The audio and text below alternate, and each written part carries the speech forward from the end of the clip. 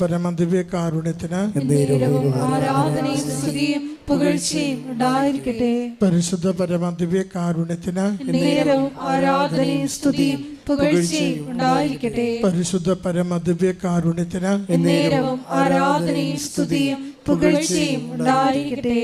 അമ്മേ പരിശുദ്ധ അമ്മേ, അമ്മേ പരിശുദ്ധ അമ്മേ, ദൈവമാതാവേ, ദൈവമാതാവേ, ഉപാസനത്തിലൂടെ ഞങ്ങൾക്കും ഞങ്ങളുടെ ദേശത്തിനും അമ്മ മാധ്യസ്ഥം തേടിത്തന്ന എല്ലാ അനുഗ്രഹങ്ങൾക്കും കൃപകൾക്കും ഞങ്ങളിപ്പോൾ ഹൃദയം നിറഞ്ഞ നന്ദി പറയുന്നു. ഒരുമിച്ച് സ്തുതിക്കാം. ഹല്ലേലൂയ, ഹല്ലേലൂയ, സ്തുതി, ആരാധന, നാളെ വരെ നൽകിയ എല്ലാ നന്മകൾക്കും നന്ദി കർത്താവേ. സൗഖ്യത്തിന് നന്ദി കർത്താവേ, ആരോഗ്യത്തിന് നന്ദി കർത്താവേ, ജീവിതത്തിന്റെ സമാധാനത്തിന് നന്ദി കർത്താവേ. ഹല്ലേലൂയ, സ്തുതി, ആരാധന, ആരാധന, ആരാധന, മഹത്വം, മഹത്വം, സ്തുതി കർത്താവേ.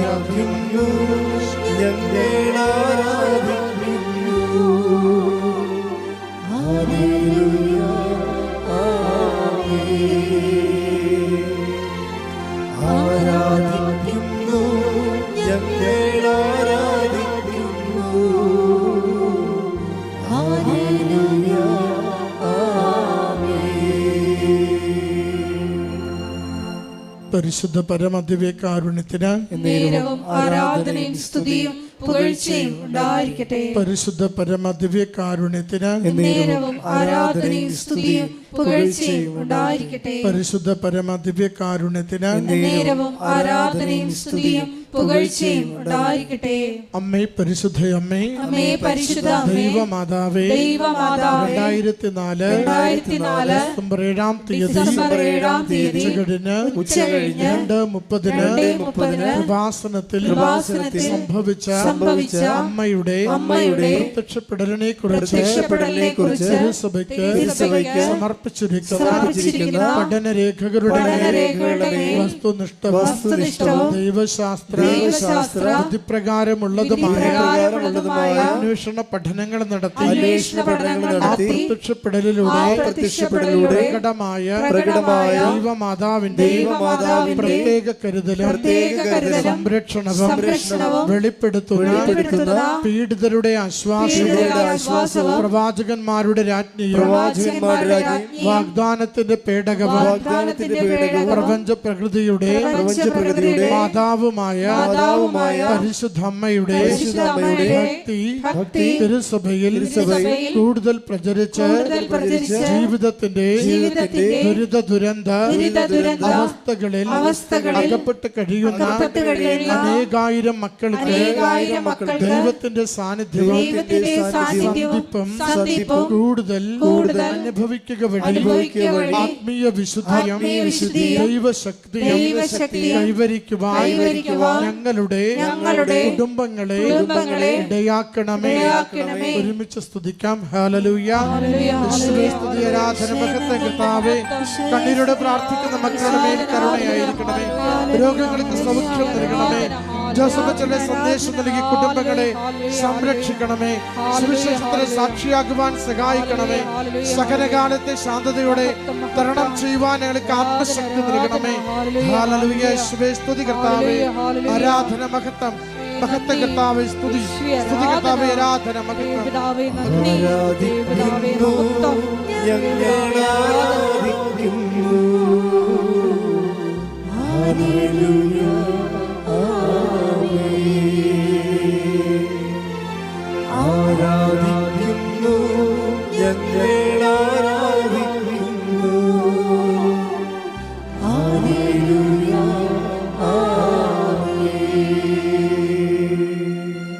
പരിശുദ്ധ പരമദിവ്യകാരുണ്യത്തിന് ആരാധനയും സ്തുതിയും പുകഴ്ചയും ഉണ്ടായിരിക്കട്ടെ. പരിശുദ്ധ പരമദിവ്യകാരുണ്യത്തിന് ആരാധനയും സ്തുതിയും പുകഴ്ചയും ഉണ്ടായിരിക്കട്ടെ. പരിശുദ്ധ പരമദിവ്യകാരുണ്യത്തിന് ആരാധനയും സ്തുതിയും പുകഴ്ചയും ഉണ്ടായിരിക്കട്ടെ.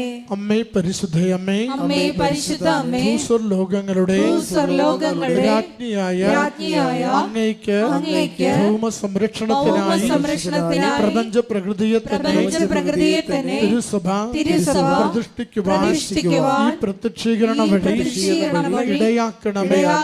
പരിശുദ്ധമ്മേ, ജപമാല മാതാവേ, സകല കൃപാസനം പ്രാർത്ഥനകളോടും ചേർത്ത് ഞങ്ങളിപ്പോൾ പ്രാർത്ഥിക്കുന്ന ഈ സമൂഹത്തിന്റെ പ്രത്യേക നിയോഗവും നമ്മുടെ എല്ലാ അപേക്ഷകളും ആവശ്യങ്ങളും കൃപാസന മാതാവിന്റെ തിരുനടയിൽ ഈശോയുടെ സംരക്ഷണയിൽ സമർപ്പിക്കാം. ജോസഫച്ചന്റെ സവിശേഷമായ നിയോഗങ്ങൾക്ക് വേണ്ടിയും നമുക്ക് പ്രാർത്ഥിക്കാം.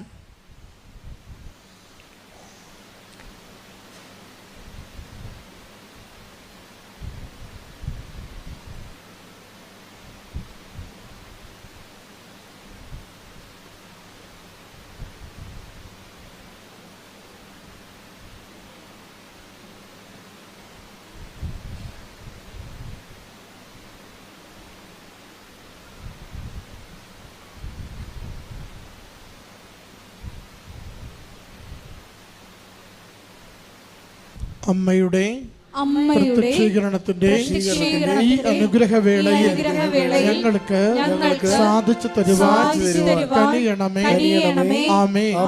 ഒരുമിച്ച് സ്തുതിച്ച് പ്രാർത്ഥിക്കാം. ഹല്ലേലൂയ. യേശുവേ സ്തുതി, ആരാധന, മഹത്വം കർത്താവേ.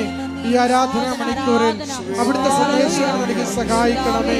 ഞങ്ങളുടെ ആത്മാവിനെ ശുദ്ധീകരിക്കണമേ, ജീവിതത്തെ ക്രമപ്പെടുത്തണമേ, നിയോഗങ്ങൾ അനുഗ്രഹിക്കണമേ, ഉടമ്പടിയിലായിരിക്കുന്നവരെ കാത്തുപരിപാലിക്കണമേ, രോഗങ്ങൾക്ക് സൗഖ്യം നൽകണമേ, അച്ഛങ്ങളുടെ കാലത്തിന് അനുയോജ്യ സന്ദേശങ്ങൾ നൽകണമേ. ഹല്ലേലൂയ. സ്തുതി കർത്താവേ, ആരാധന ആരാധന ആരാധന കർത്താവേ, മഹത്വം സ്തുതി.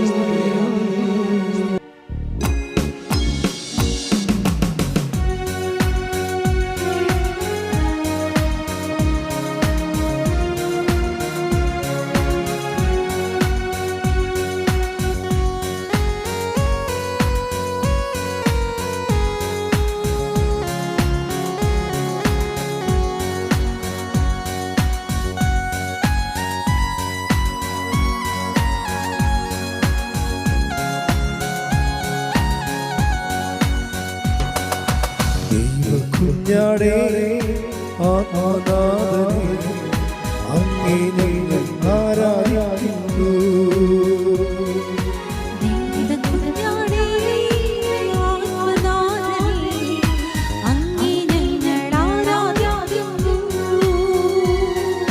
കൊല്ലപ്പെട്ടവനേ ജീവനാഥനേ, അങ്ങേ ഞങ്ങൾ ആരാധിക്കുന്നു.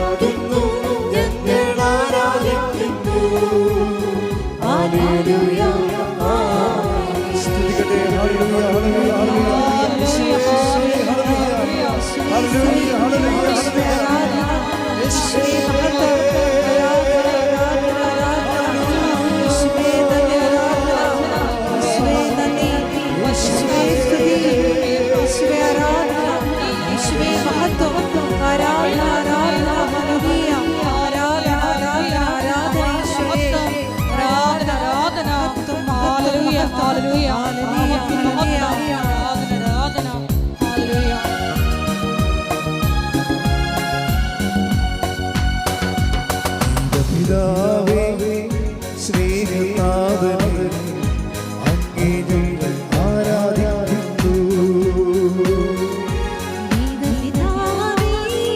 സ്നേഹനാഥനേ, അങ്ങേ ഞങ്ങൾ ആരാധിക്കുന്നു.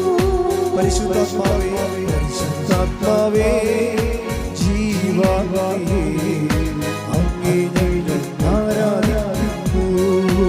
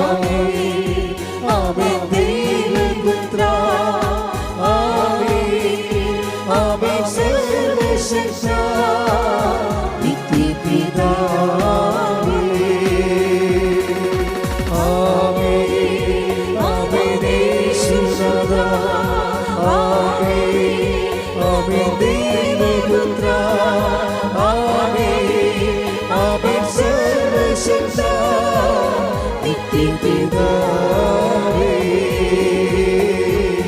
നിത്യപിതാവേ സ്തുതിക്കട്ടെ ഹല്ലേലൂയ ഹല്ലേലൂയ ഹല്ലേലൂയ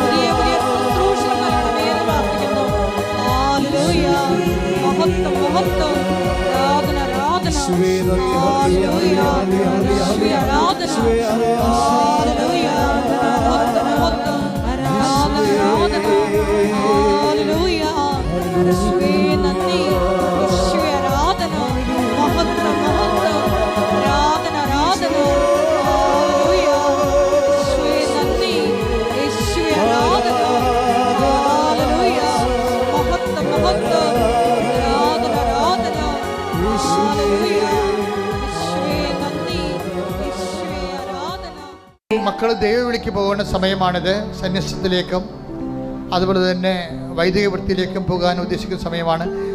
ആരെങ്കിലും അങ്ങനെ നിങ്ങളോട് പറഞ്ഞാൽ നിങ്ങൾ ഒരിക്കലും അവനെ എതിര് നിൽക്കരുത്. എൻ്റെ മകനെ നീയല്ലേ ഉള്ളൂ, ഒന്നൊരു മകനാണല്ല, അവനെ കുനൊന്നും പറയരുത്.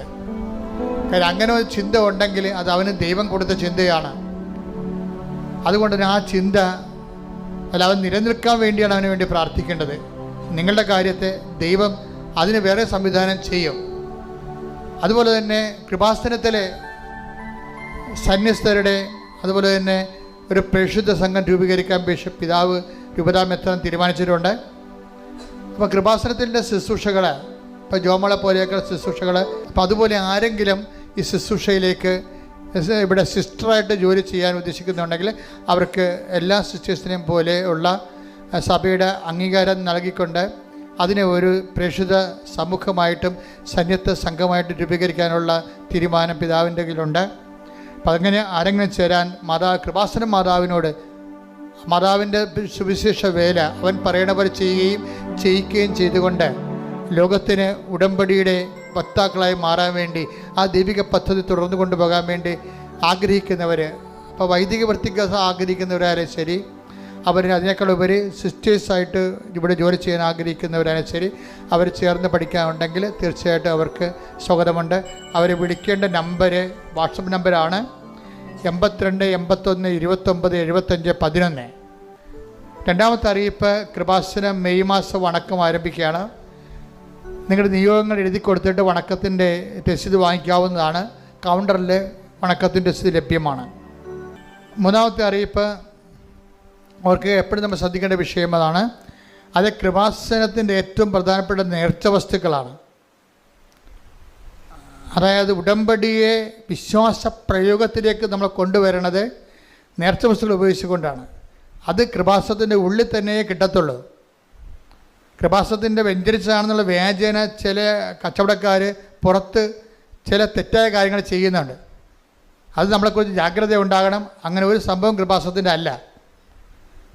നേർച്ച വസ്തുക്കളെ സംബന്ധിച്ചിടത്തോളം അത് പല വിഷയങ്ങളിൽ പലകുറി ഉപവസിച്ചും പ്രാർത്ഥിച്ചും കുർബാന അർപ്പിച്ചുമാണ് വ്യഞ്ചരിക്കുന്നത്. അത് കൃപാസനത്തിൻ്റെ ഉള്ളിൽ മാത്രമേ ലഭിക്കത്തുള്ളൂ. അത് അങ്ങനെ ആവശ്യമുള്ളവർ കൃപാസനത്തിൻ്റെ ഉള്ളിൽ നിന്നാണ് വാങ്ങിക്കേണ്ടത്. കൃപാസനം പത്രം 22 ഭാഷകൾ ലഭ്യമാണ്. ചൈനീസ് ഭാഷയിലാണ് അവസാനത്തെ പത്രം ഇറങ്ങിയിരിക്കുന്നത്. അവിടെ പ്രേക്ഷിത വേല ചൈനയിൽ പ്രേക്ഷിത വേല ചെയ്യുന്ന കൃപാസനം പ്രേക്ഷിതരുണ്ട്. അവരാണ് കൃപാസന പത്രം ചൈനീസ് ഭാഷയിൽ ഇറക്കിയിരിക്കുന്നത്. നമ്മളാണ് ഇവിടെ നിന്ന് മോണിറ്റർ ചെയ്യണത്. അങ്ങനെ ഏതെങ്കിലും രാജ്യത്ത് ഇനിയും ആ ഭാഷയിൽ കൃപാസന പത്രം ഇല്ലെന്നുണ്ടെങ്കിൽ അത് ഏറ്റെടുത്ത് ആ മിഷൻ ഏറ്റെടുത്ത് ചെയ്യാൻ ഉദ്ദേശിക്കുന്നുണ്ടെങ്കിൽ നിങ്ങൾക്ക് ചെയ്യാവുന്നതാണ്. നമ്മുടെ കൃപാസനത്തിൽ സിസ്റ്റർമാരായിട്ട് വന്നിട്ട് 1 കൊല്ലം ശുശ്രൂഷ ചെയ്യുന്നവരുണ്ട്, 2 കൊല്ലം ശുശ്രൂഷ ചെയ്യുന്നവരുണ്ട്, 3 കൊല്ലം ശുശ്രൂഷ ചെയ്യുന്നവരുണ്ട്. അപ്പോൾ സിസ്റ്റർമാർക്ക് ആർക്കെങ്കിലും ഈ ധ്യാനം കൂടുന്നവരെ ആർക്കെങ്കിലും കൃപാസനത്തിൽ വന്ന് ശുശ്രൂഷ ചെയ്യണം, 1 കൊല്ലം പ്രാർത്ഥനയായിട്ട് ജീവിക്കണം, സെബാസ്റ്റ്യൻ മാതാവിൻ്റെ ശുശ്രൂഷ ഏർപ്പെട്ട് ജീവിക്കണം എന്നാഗ്രഹിക്കുന്നവർ സ്വാഭാവികമായിട്ടും മാനേജറിൻ്റെ നമ്പറിൽ വിളിക്കേണ്ടതാണ്. അല്ലെങ്കിൽ 9447285400 നമ്പറിൽ വിളിക്കേണ്ടതാണ്. സിസ്റ്റർമാർക്ക് ഇവിടെ താമസിക്കാൻ പ്രത്യേകമായിട്ട് ഓരോരുത്തർക്കും മുറികളുണ്ട്. അവരുടെ പ്രാർത്ഥനാ ജീവിതത്തിന് ചാപ്പലുണ്ട്. അതുപോലെ തന്നെ അവരുടേതായിട്ടുള്ള കോൺവെൻറ്റ് സെറ്റപ്പുകൾ ഇവിടെ സിറ്റുവേഷൻസ് ഇവിടെ ഉണ്ട്. അതനുസരിച്ച് നിങ്ങൾക്ക് ധൈര്യമായിട്ട് നിങ്ങളുടെ സന്യസ്ത ജീവിതം ഇവിടെ തുടർന്നുകൊണ്ട് പോകാം. വരുന്ന സിസ്റ്റേഴ്സ് കൃത്യമായിട്ടും ഇവിടുത്തെ ജോലി മാത്രം ചെയ്യാൻ ഉദ്ദേശിച്ച് വേണം വരാം. അങ്ങനെയുള്ളവർ മാത്രം വന്നാൽ മതിയാവും. അഖണ്ഡ ജപമാല ഗ്രൂപ്പുകൾ നിങ്ങൾക്ക് ആരംഭിക്കാവുന്നതാണ്. അഖണ്ഡ ജപമാല ഇവിടെ നിന്ന് നൽകുന്നതായിരിക്കും. അഖണ്ഡ ജപമാല ഗ്രൂപ്പുകൾ എല്ലാ മേഖലകളിലുമാണ് നമുക്ക് വേണ്ടി കൃപാസനത്തിന് വേണ്ടി മധ്യസ്ഥ പ്രാർത്ഥന നടക്കുന്നത്. അവരുടെ പ്രാർത്ഥന ലോകം മുഴുവൻ നടക്കുന്നുണ്ട്. അപ്പോൾ അതുപോലെ തന്നെ അഖണ്ഡമാല ഗ്രൂപ്പുകൾ സ്ഥാപിക്കുന്നവർ 9447285400 വിളിക്കുക. പെസക വ്യാഴാഴ്ച, ദുഃഖ വെള്ളിയാഴ്ച, ദുഃഖ ശനിയാഴ്ച, ഈസ്റ്റർ ഞായറാഴ്ച, ഈ 4 ദിവസവും കൃപാസനത്തിൽ യാതൊരുവിധ ഉടമ്പടി ശുശ്രൂഷകളും ഉണ്ടായിരിക്കുന്നതല്ല. അതൊരിക്കൽ കൂടി പറഞ്ഞിട്ടുണ്ട്. പെസക വ്യാഴാഴ്ച, ദുഃഖ വെള്ളിയാഴ്ച, ദുഃഖ ശനിയാഴ്ച, ഈസ്റ്റർ ഞായറാഴ്ച, ഈ ദിവസങ്ങളിൽ കൃപാസനത്തിൽ യാതൊരുവിധ ഉടമ്പടി ശുശ്രൂഷകളും അതിനോട് ബന്ധപ്പെട്ട ശുശ്രൂഷകളൊന്നും ഉണ്ടായിരിക്കുന്നതല്ല. അത് നിങ്ങൾക്ക് നിങ്ങളുടെ പള്ളികളിൽ പോകേണ്ടതും ആ പള്ളികളിൽ നിന്ന് നിങ്ങളുടെ പെസക വാരം ആചരിക്കുകയും വിശുദ്ധി പ്രാപിക്കുകയും ചെയ്യാനുള്ള സമയമാണ്. അപ്പോൾ അത് പ്രത്യേകം ശ്രദ്ധിക്കണമെന്ന് പ്രത്യേകം ഓർപ്പിക്കുന്നു. തീർത്ഥാടനങ്ങളൊക്കെ പോകാം, പക്ഷേ അരൂപി നഷ്ടപ്പെടുത്തരുത്. ചില ആൾക്കാരെ ഉടമ്പടി സ്കൾക്ക് ചെയ്തുകൊണ്ട് ഇടവക പള്ളി സ്കൾക്ക് ചെയ്തുകൊണ്ട് ലോകത്തുള്ള ലോക തീർത്ഥാടനത്തിന് ഇറങ്ങും. അത് ഒരു തെറ്റായ അരൂപിയാണ്. അവിടെ ഉദ്ദേശം ദൈവമല്ല. അതുകൊണ്ട് എന്താ അങ്ങനെ പറയാൻ കാരണം വെച്ച് കഴിഞ്ഞാൽ നിങ്ങൾക്ക് എവിടെയും പോകാം, പക്ഷേ ഇടവകയിലുള്ള ശുശ്രൂഷകൾ കഴിഞ്ഞിട്ട് വേണം പോകാൻ. കാര്യം നമ്മൾ ജ്ഞാനസ്ഥാനപ്പെട്ടത് നമ്മൾ ആധ്യാത്മിക വളർത്തുന്നത് ഇടവകയാണ്. അത് ഓർത്തിട്ട് വേണം മറ്റുള്ള കാര്യങ്ങൾ. അപ്പം നിങ്ങളത് അലംഭാവവും അച്ചടക്കമില്ലാത്തവരാണ്. ഇടവക ഒഴിവാക്കിക്കൊണ്ട് മറ്റുള്ള കാര്യം. ചിലർക്ക് മലയാറ്റൂരൊക്കെ പോകും, പക്ഷേ നല്ല ചൈതന്യത്തോടു കൂടി, ഞാനും അതിനെ സപ്പോർട്ട് ചെയ്യുന്ന ആളാണ്. എന്താ ചൈതന്യത്തോടു കൂടി ഉപവസിച്ചൊക്കെ പ്രാർത്ഥിക്കുന്നവരുണ്ട്. അങ്ങനെ പോകുന്ന ആൾക്കാർ, ചില ആൾക്കാർ ഇടവകമായിട്ട് ബന്ധമില്ലാത്തവരുണ്ട്. അപ്പോൾ അത് ഫേക്കാണ്. അത് തന്നെയാണ് മറ്റ് തീർത്ഥാടനങ്ങൾ, വിശുദ്ധ വാരത്തിൽ മറ്റ് തീർത്ഥാടനങ്ങൾ പോകും. ഇടവക വിട്ടിട്ട് ഒരു തീർത്ഥാടനം പോകുമ്പോൾ അതിനകത്ത് എന്തോ ഒരു കളിപ്പിക്കലുണ്ട്. വെച്ച് കഴിഞ്ഞാൽ അത് ഒരു ദൈവത്തിന് ഇറക്കാത്ത എന്തോ മാനസികാവസ്ഥ ഉണ്ട്. അതുകൊണ്ട് എല്ലാ തീർത്ഥാടന പള്ളികളിലും പോവുക. ഈ ദിവസങ്ങളെല്ലാം പ്രാർത്ഥനയുടെ ദിവസങ്ങളാണ്. പക്ഷേ ഇടവകയിലെ ഷെഡ്യൂൾഡ് പ്രോഗ്രാം മുടക്കരുത്. കാര്യം നമ്മൾ പൊക്കിൾക്കോട് പോലെ ദൈവം നമ്മളെ അടുപ്പിച്ചിരിക്കുന്നത് ഇടവകയുമായിട്ടാണെന്ന് ഓർത്തേക്കണം. Thank you.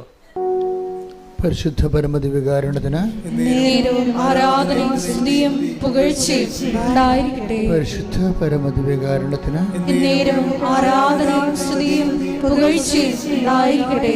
പരിശുദ്ധ പരമദിവ്യകാരുണ്യത്തിന് ആരാധനയും സ്തുതിയും പുകഴ്ചയും ഉണ്ടായിരിക്കട്ടെ.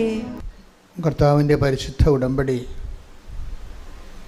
നമ്മൾ മരിയൻ ഉടമ്പടി എന്ന് പറയുന്ന ഈ ദൈവിക സ്വർഗീയ പദ്ധതി,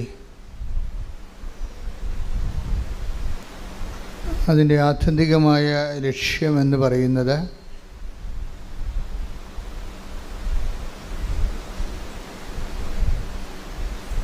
മറിയത്തിൻ്റെ ദൈവാനുഭവങ്ങൾ അഥവാ മറിയത്തിൻ്റെ ക്രിസ്തു അനുഭവങ്ങൾ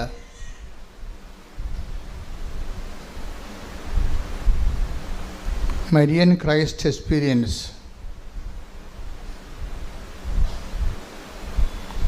അതിൻ്റെ സാധ്യതകളെ പ്രയോജനപ്പെടുത്തിക്കൊണ്ട്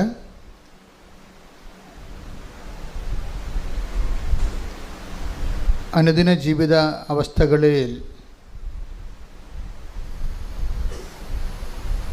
ദൈവത്തെ അനുഭവിക്കാനുള്ള പരിശ്രമമാണ് ഒരർത്ഥത്തിൽ മരിയൻ്റെ ഉടമ്പടി. കഴിഞ്ഞ ദിവസങ്ങളിൽ ഞാൻ പരിശുദ്ധ കുർബാന അർപ്പിച്ചപ്പോൾ സുവിശേഷ പ്രഭാഷണത്തിൻ്റെ ഇടയിലൂടെ എപ്പോഴും അങ്ങനെയാണ് സംഭവിക്കുന്നത്. പല കാര്യങ്ങളും കർത്താവ് നമുക്ക് കൈമാറുന്നത് ഒരു സമൂഹം മുമ്പിലുള്ളപ്പോഴാണ്. വ്യക്തിപരമായി ചില സമയങ്ങളിൽ എൻ്റെ മുറിയിലിരിക്കുമ്പോൾ ഞാൻ എൻ്റെ ജപമാല സ്വകാര്യ പ്രാർത്ഥനയിലെല്ലാം കർത്താവ് കാര്യങ്ങൾ സംസാരിക്കുമ്പോഴും ചില ക്യാപിറ്റലായിട്ടുള്ള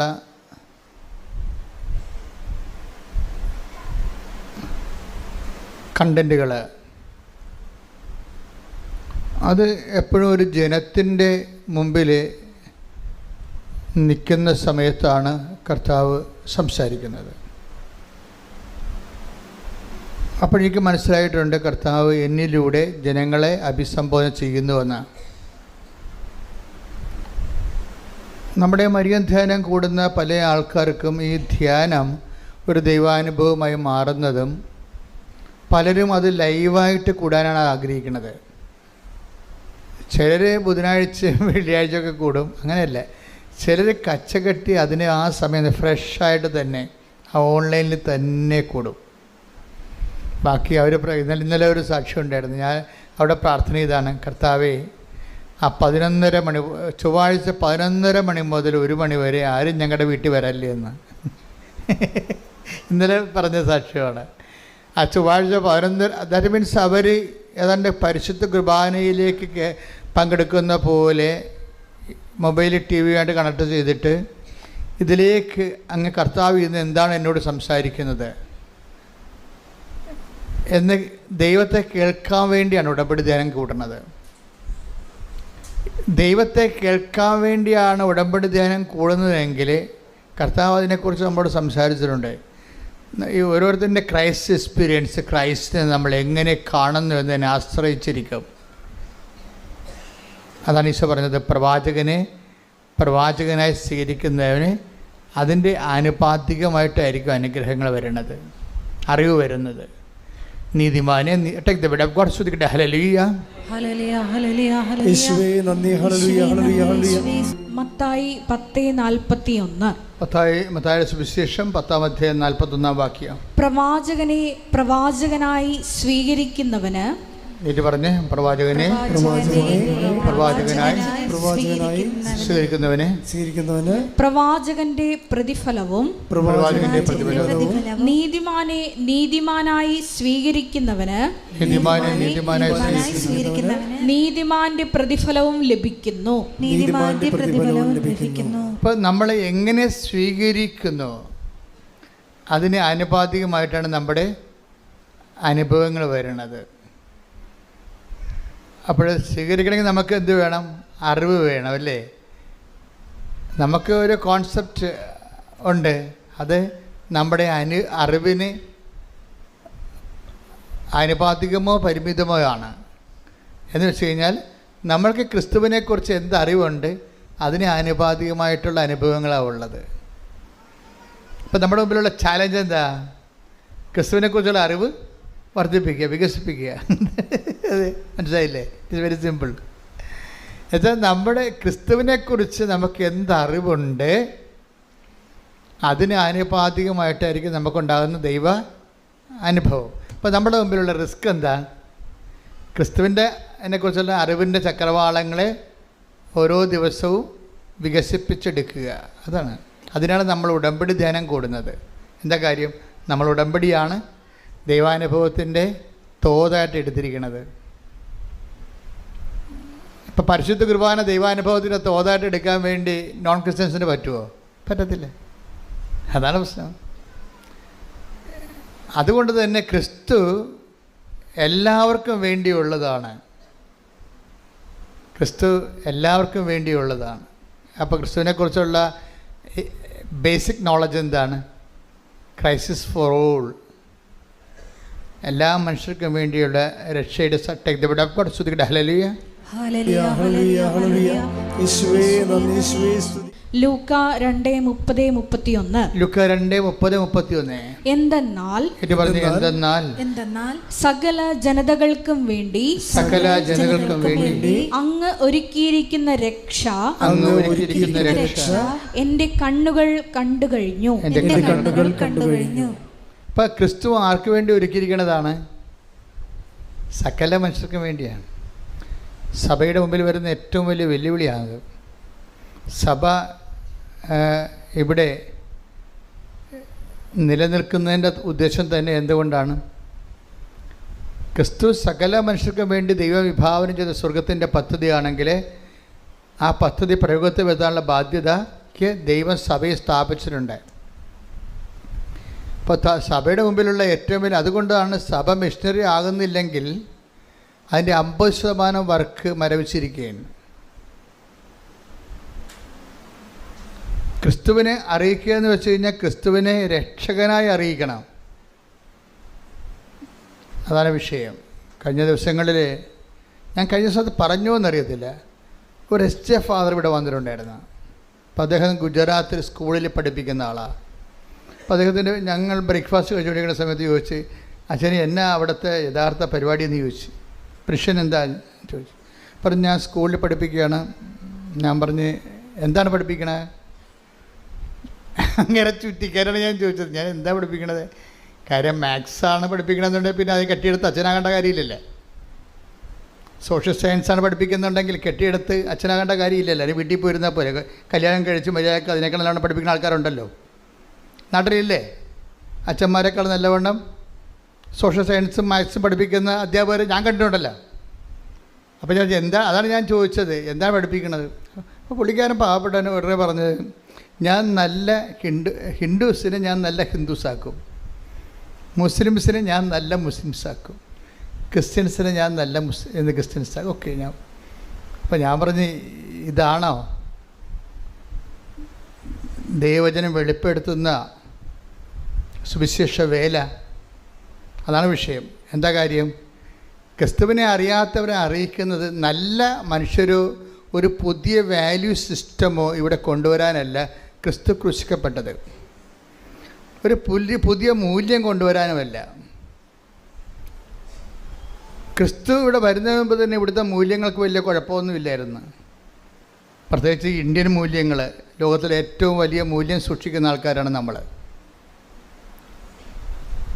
മനുഷ്യരെ സ്നേഹിക്കാനും സന്ധിക്കാനും ശിബിയെ പോലെയുള്ള രാജാക്കന്മാരെ ആ പക്ഷിയെ കഴുകൻ്റെ മുമ്പിൽ നിന്ന് പ്രാവിനെ രക്ഷിച്ചത് സ്വന്തം തുടയിലെ ചോര അറുത്ത് കൊടുത്താണ്. അപ്പം അങ്ങനെയുള്ള ഒരു രാജ്യമാണിത്. ഇവിടെ ഒരു മൂല്യത്തിന് ഒരു പഞ്ഞവുമില്ല. പുതിയ മൂല്യം ഉണ്ടാക്കാൻ വേണ്ടിയല്ല ക്രിസ്തു ക്രൂശിക്കപ്പെട്ടത്. എന്തിനാണ് ക്രൂശിക്കപ്പെട്ടിരിക്കുന്നത്? തൻ്റെ ഏകജാതനെ നൽകട്ടെ. ശ്രുതികട ഹല്ലേലൂയ 3:16. ശ്രുതികട ഹല്ലേലൂയ. യേശുവേ നന്ദി. ഹല്ലേലൂയ ഹല്ലേലൂയ ഹല്ലേലൂയ. ആമേൻ. ആമേൻ. സുനാദാ. ആമേൻ. ആമേൻ.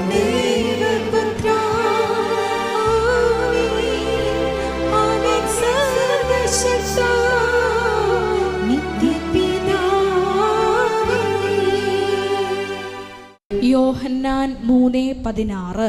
ഓക്കെ. എന്തെന്നാൽ അവനിൽ വിശ്വസിക്കുന്ന ഏവനും നശിച്ചു പോകാതെ നിത്യജീവൻ പ്രാപിക്കുന്നതിന് വേണ്ടി തന്റെ ഏകജാതനെ നൽകാൻ തക്കവിധം ദൈവം ലോകത്തെ അത്രമാത്രം സ്നേഹിച്ചു. എല്ലാ ബൈബിളും മൊത്തം A to Z, ഉൽപ്പത്തി മുതൽ വെളിപാട് വരെ കാച്ചി കുറുക്കി കംപ്രൈസ് ചെയ്ത് ഈ ഒരൊറ്റ വാക്കിൽ വെച്ചിരിക്കുകയാണ്. അത് ധ്യാനിക്കും തോറും നമുക്കിങ്ങനെ നമ്മൾ തീ കൊണ്ട് നമ്മളെ കത്തിക്കണ പോലെ നമുക്ക് കത്തിപ്പിടിക്കണ പോലെ തോന്നിക്കുകയാണ്. ധ്യാനിക്കും തോറും നമുക്ക് കത്തിപ്പിടിക്കും. എന്താ സംഭവിക്കണം? തൻ്റെ ഏകജാതനിൽ തന്റെ ഏകജാതനിൽ വിശ്വസിക്കുന്നവരാരും നശിച്ചു പോകാതെ രക്ഷ പ്രാപിക്കുന്നതിനായി ഏകജാതൻ എന്നുള്ള കോൺസെപ്റ്റ് ഇല്ല. പിതാവിൻ്റെ ഏകജാതൻ എന്നുള്ള ഒരു ആശയം, ഒരു സംവിധാനം ഇല്ല എന്നുണ്ടെങ്കിൽ സ്വർഗം മാനവരാശിയെ കാണുന്നത് നശിച്ചു പോയ കൂട്ടത്തിലാണ്. നിത്യത ഇല്ലാത്തയിടത്തോളം കാലം പിന്നെ ഉള്ളത് എന്താണ്? ഇവിടെയുള്ള മർത്യതയാണുള്ളത്. അത് കഴിയുമ്പോൾ പട്ടി, പാണൻ, കഴുത, പൂച്ച, മുയൽ ഒക്കെ ചത്ത് മലന്ന് മണ്ണോട് മണ്ണായതുപോലെ തീരും. ഇത് തീരാണ്ടിരിക്കാൻ വേണ്ടിയുള്ള ദൈവത്തിൻ്റെ സംവിധാനമാണ്. എന്താണ്? തൻ്റെ ഏകജാതനെ വിശ്വസിക്കുന്നവരാരും നശിച്ചു പോകാതെ പിന്നെന്ത് ചെയ്യണം? ഏറ്റു പറഞ്ഞ് നിത്യജീവൻ പ്രാപിക്കേണ്ടതിന്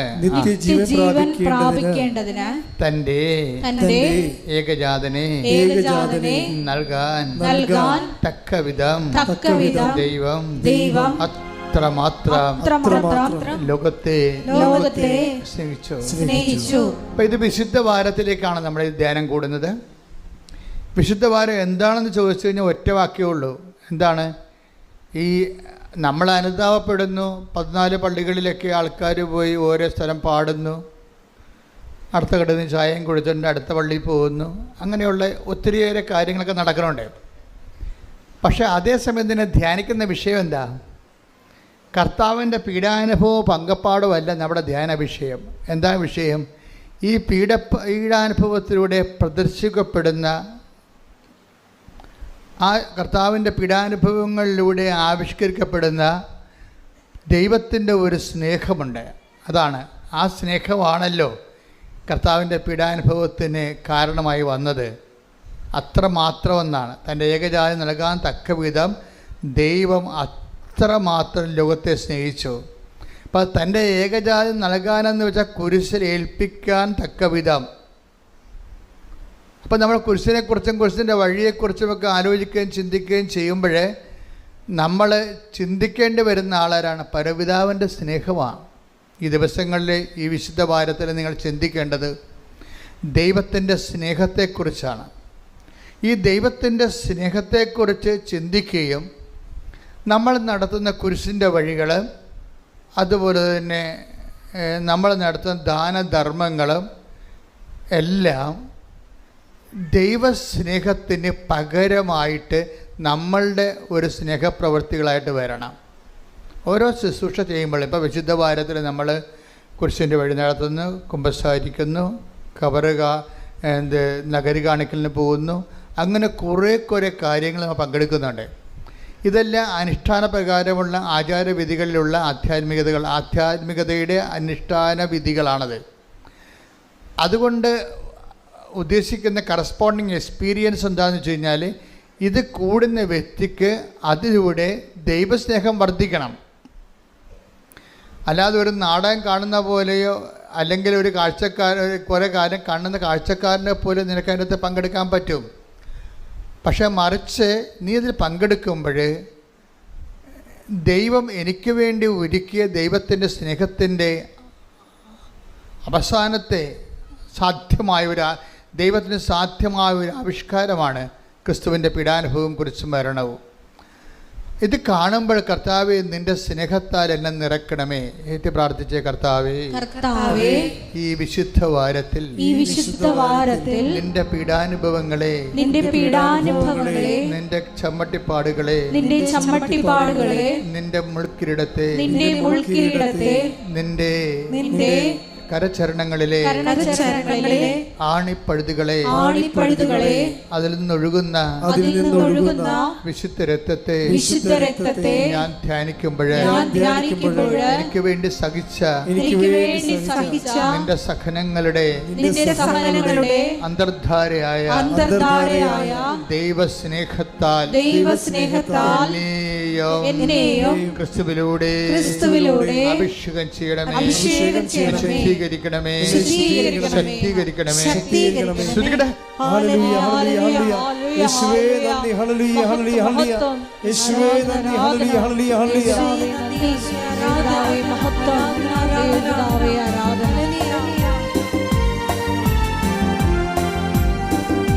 ക്രൂശിൽ കണ്ടു ഞാൻ സ്നേഹത്തെ, ആഴമാർന്ന മഹാത്യാഗത്തെ. ക്രൂശിൽ കണ്ടു ഞാൻ സ്നേഹത്തെ, ആഴമാർന്ന മഹാത്യാഗത്തെ. പകരം എന്തു ഞാനേ, ഹൃദയം പൂർണ്ണമായി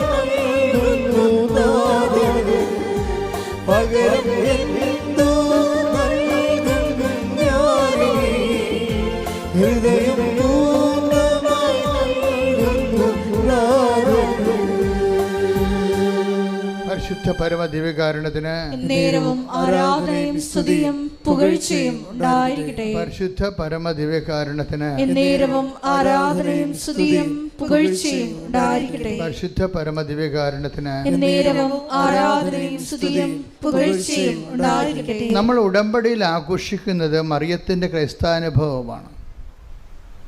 മറിയത്തിൻ്റെ ക്രൈസ്താനുഭവം. കാരണം ക്രിസ്തുവിനെ എന്തുകൊണ്ടാണ് മറിയത്തെ ക്രിസ്തുവാനുഭവത്തിൻ്റെ ഒരു ഉച്ചയും ഉറവയുമായിട്ട് നമ്മൾ കാണാൻ കാരണം? മറിയത്തിൽ നിന്നാണ് ക്രിസ്തുവാനുഭവം നമുക്ക് സാധാരണ മനുഷ്യന്, ഞാൻ അക്കാഡമിക് ആയിട്ടുള്ള ലെവലിലോ അല്ലെങ്കിൽ ഒരു മിസ്റ്റിക് ലെവലിലോ അല്ല അത് വേറെ ഒരു ന്യൂനപക്ഷമാണ് സഭയിലുള്ളത്. സഭയിലുള്ള കോമൺ പീപ്പിളിൽ 99% അവരെ സംബന്ധിച്ചിടത്തോളം മറിയമാണ് ക്രിസ്തുവിൻ്റെ ഏറ്റവും നമുക്ക് ലഭ്യമായ സാധ്യതയുടെ സാക്ഷാത്കാരം. ക്രിസ്തുവിൻ്റെ സാധ്യതകളെ ഏറ്റവും അടുത്തറിഞ്ഞത് ആരാണ്? മറിയമാണ്. ക്രിസ്തുവിൻ്റെ നമ്മൾ ഉടമ്പടിയിലൂടെ ചിന്തിക്കുന്നത് എന്താണ്?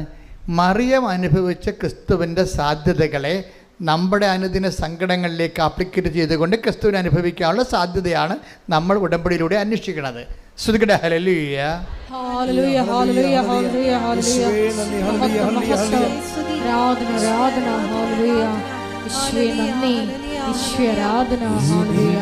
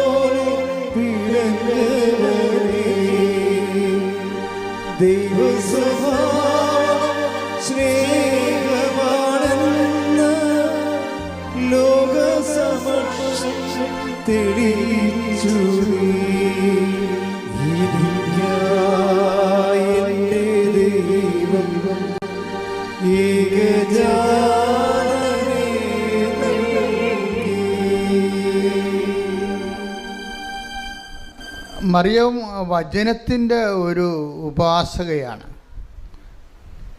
എന്ന് ഞാൻ അങ്ങനെ പറയാൻ കാരണം വെച്ച് കഴിഞ്ഞാൽ, നമ്മൾ ഉടമ്പടി പുരോഗമിക്കാനും ഉടമ്പടി വളരാനും നല്ലത്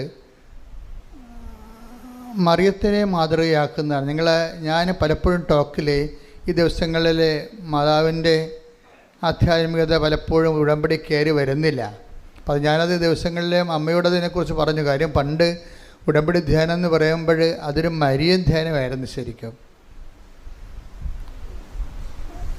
അപ്പോൾ ഈ ദിവസങ്ങളിൽ കുർബാന അർപ്പിക്കാൻ വേണ്ടി വന്നപ്പോൾ അമ്മ എന്നോട് പറഞ്ഞു ഇങ്ങനെയാണ് അതിൻ്റെ പുതിയ വെളിപ്പാടുകൾ. അവർക്കൊരു മറിയത്തെക്കുറിച്ച് ഓൾമോസ്റ്റ് ഓൾ റെവലേഷൻസ് അങ്ങനെ ഒരു ബുക്ക് തന്നെ ഉണ്ട്, മേരി മദർ ഓഫ് ഗോഡ്, മറിയത്തിൻ്റെ സുവിശേഷം എന്നും പറഞ്ഞുകൊണ്ട് നമുക്കൊരു വലിയ ബുക്ക് തന്നെ ഉണ്ട്, ഇവിടുന്ന് മേടിക്കാൻ കിട്ടും.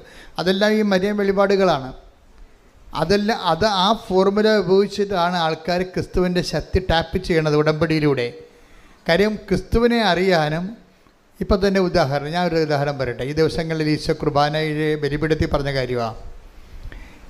ഈശോയെക്കുറിച്ചുള്ള മറിയത്തിൻ്റെ ഏറ്റവും ടോപ്പ് റെവലേഷൻ എന്താണ്? ഒരേ ഒരു റെവലേഷൻ അല്ല, ഈശോയെക്കുറിച്ചുള്ള മറിയത്തിൻ്റെ ടോപ്പ് റെവലേഷൻ, വലിയ വെളിപാടുകളിലെ ഏറ്റവും പ്രധാനപ്പെട്ടത് എന്താണ്? യാക്കോബിൻ്റെ ഭവനത്തിൽ, യാക്കോബിൻ്റെ ഗോത്രത്തിൽ അവൻ വലിയവനായിരിക്കുമെന്നാണ് അല്ലേ? ക്രിസ്തുവിനെക്കുറിച്ചുള്ള മറിയത്തിൻ്റെ അനുഭവം എന്താണ്? അവൻ അവൻ വലിയവനായിരിക്കും. ശ്രുതികട്ടെ ഹല്ലേലൂയ. ലൂക്കാ 1:32-33. ലൂക്കാസ് സുവിശേഷം 1:32-33. അവൻ വലിയവനായിരിക്കും, അത്യുന്നതന്റെ പുത്രൻ എന്ന് വിളിക്കപ്പെടും, അവന്റെ പിതാവായ ദാവീദിന്റെ സിംഹാസനം ദൈവമായ കർത്താവ് അവന് കൊടുക്കും. മറിയത്തിന്റെ ക്രിസ്തു അനുഭവങ്ങളിലെ കാതല് ഒരു പ്രധാനപ്പെട്ട പ്രമേയം എന്താണ്? അവൻ വലിയവനായിരിക്കുമെന്നാണ്. നമ്മൾ ഉടമ്പടിയിൽ അനുഭവിക്കുന്നത് ഈ ക്രിസ്തുവിൻ്റെ വലിപ്പമാണ്. മറിയമാണത് ആദ്യം അനുഭവിച്ചത്. മറിയത്തിൻ്റെ വയറ്റിലിട്ട് വളർത്തി വീട്ടിൽ നിർത്തി വളർത്തി ആളാണ് ക്രിസ്തു. മനുഷ്യപുത്രനെ ക്രിസ്തു വിശ്വാസപൂർവം ദൈവത്തിൻ്റെ വചനത്തെ സ്വീകരിച്ച് വയറ്റിലിട്ട് വളർത്തി പിന്നെ വീട്ടിൽ നിർത്തി വളർത്തിയ ആളാണ്. അതുകൊണ്ട് ക്രിസ്തുവിൻ്റെ സാധ്യതകളെക്കുറിച്ചുള്ള മറിയത്തിൻ്റെ അൾട്ടിമേറ്റ് നോളജ് റെവലേഷനിൽ ഒന്നെന്താണ്? അവൻ വലിയവനായിരിക്കും. Praise the Lord. അപ്പോൾ പിന്നെ മറിയത്തിൻ്റെ അതുകൊണ്ട് മറിയം ഈ വലിയ ക്രിസ്തു താൻ വയറ്റിലിട്ട് വളർത്തിയിരിക്കുന്നയാൾ, പ്രസവിച്ച് വീട്ടിൽ വളർത്തിയിരിക്കുന്നയാൾ, അവനെക്കുറിച്ചുള്ള ദേവപിതാവിൻ്റെ സ്വപ്നങ്ങളിൽ ഒന്നെന്താണ്? അവൻ വലിയവനായിരിക്കുമെന്നാണ്. അപ്പം അതുകൊണ്ട് തന്നെ നമ്മുടെ ജീവിത പ്രശ്നങ്ങളിലേക്ക് ഈ ക്രിസ്തുവിൻ്റെ വലിപ്പത്തെ എങ്ങനെ പ്രയോഗവൽക്കരിച്ചുകൊണ്ട് നമ്മളെ അനുദിന വിഷമങ്ങളിൽ നിന്നൊരു മനുഷ്യനെ എങ്ങനെ രക്ഷപ്പെടുത്തിയെടുക്കാൻ പറ്റും? ഇപ്പോൾ നമ്മുടെ ജപ്തി നടപടിയുണ്ട്. നമുക്ക് മാർച്ച് കഴിഞ്ഞപ്പോൾ പിന്നെ അത് കുറഞ്ഞിട്ടുണ്ട്. കുറേ അധികം മാതാവ് ഏറ്റെടുത്തിട്ടുണ്ടെന്ന് എനിക്കറിയാം. കാര്യം സാക്ഷ്യം ഇനിയിപ്പോൾ വരാൻ പോണതല്ലേ ഉള്ളൂ. അതേസമയം തന്നെ എനിക്ക് സാമ്പത്തിക മേഖലകളിലെ ഞാൻ വളരെ ശ്രദ്ധിക്കുന്ന ആളാണ്. കാര്യം പ്രത്യേകിച്ച് ഈ സാമ്പത്തികമായിട്ട് മനുഷ്യനിങ്ങനെ സങ്കടപ്പെട്ട് വരുമ്പോഴേ അവന് അതിൻ്റെ കൂടെ വേറെ ഒത്തിരിയേറെ സങ്കടങ്ങൾ ഒരുമിച്ച് അനുഭവിക്കുന്നുണ്ട്. അപ്പം അതുകൊണ്ട് എനിക്ക് ഭയങ്കര നിർബന്ധമാണ് അങ്ങനെ. അതുകൊണ്ടാണ് ഞാൻ പറഞ്ഞത് നിങ്ങളുടെ ജപ്തി പേപ്പർ കൊണ്ടുവരാൻ പറഞ്ഞതിൻ്റെ കാര്യം അതാ. അങ്ങനെ ലോകത്ത് ഒരിടത്തും ആവശ്യപ്പെടത്തില്ല. എന്നോട് അമ്മ പറഞ്ഞിട്ടാണ് ഞാൻ എന്നോട് ചോദിക്കുന്നത്, നിങ്ങൾ കൃപാസനത്തിൽ വരാൻ വരുന്നുണ്ടെങ്കിൽ നിങ്ങളുടെ ജപ്തി നിങ്ങൾ ചെയ്യുമെന്ന് പറഞ്ഞില്ലേ? അത് മനുഷ്യന്മാർ സാമ്പത്തിക സ്ഥാപനങ്ങളല്ലേ അത് പറഞ്ഞിരിക്കണത്, അല്ലേ? അപ്പോൾ ഇത് ഏറ്റവും വലിയ ജപ്തി മനുഷ്യരാശിയെ ജപ്തി ചെയ്തിരിക്കുന്ന സാത്താനാണ്. അവൻ്റെ ജപ്തിയിൽ നിന്ന് നമ്മളെ ഒഴിവാക്കിയത് അവൻ്റെ വിശുദ്ധമായ രക്തമാണ്. അവൻ്റെ മുമ്പിലാണ് നമ്മൾ ഈ കാര്യം കൊണ്ടുവരുന്നത്. അതുകൊണ്ട് ആ പേപ്പർ മാതാവിനെ കാണിക്കാമെന്ന് പറയും. അതാണ് വിഷയം, എൻ്റെ വിഷയം. ആ പേപ്പർ കൊണ്ടുവരാൻ പറഞ്ഞതിൻ്റെ കാര്യം. ഇപ്പം ഞാൻ വളരെ സീരിയസാണ്. നിങ്ങൾ എന്നെ കാണാൻ വരുമ്പോൾ എനിക്ക് നിങ്ങൾ അനുഭവിക്കുന്ന പ്രശ്നങ്ങളുടെ പേപ്പറുകൾ വേണമെന്ന് പറഞ്ഞാൽ എന്താണ്? അത് മാതാവിൻ്റെ മുമ്പിൽ വെച്ചിട്ട് പ്രത്യേക ഒരു പ്രാർത്ഥനയുണ്ട്, അത് ചെല്ലും. എന്നിട്ട് നിങ്ങളുടെ വിഷയം അങ്ങോട്ട് ഏൽപ്പിക്കും. അത് നിങ്ങൾ ഓർക്കും ഇതൊക്കെ ഒരു ആൾക്കാർ ഇങ്ങനെ ആകർഷിക്കാൻ വേണ്ടി ചെയ്യണം. അല്ല, ആൾക്കാരെ ആകർഷിക്കാൻ വേണ്ടി ഞാൻ ചെയ്ത കാര്യമല്ല, മറിയം ചെയ്ത കാര്യങ്ങളാണ് ഇതൊക്കെ. എന്താണ് മറിയം ചെയ്തത്? എന്താണ്? ക്രിസ്തുവിനെ കുറിച്ച് മറിയത്തിന് അറിയാം വലിയവനാണെന്ന്. എലിസബത്ത് പരിശുദ്ധാത്മാവ് എലിസബത്തിനെ കാണാൻ വേണ്ടി അമ്മ തിടുക്കത്തിൽ ചെല്ലുമല്ല. അത് തിടുക്കത്തിൽ വായിച്ചത് ലൂക്ക 1:39. ലൂക്ക 1:39. ആ ദിവസങ്ങളിൽ മറിയം യൂദയായിലെ മലമ്പ്രദേശത്തുള്ള ഒരു പട്ടണത്തിലേക്ക് തിടുക്കത്തിൽ യാത്ര പുറപ്പെട്ടു.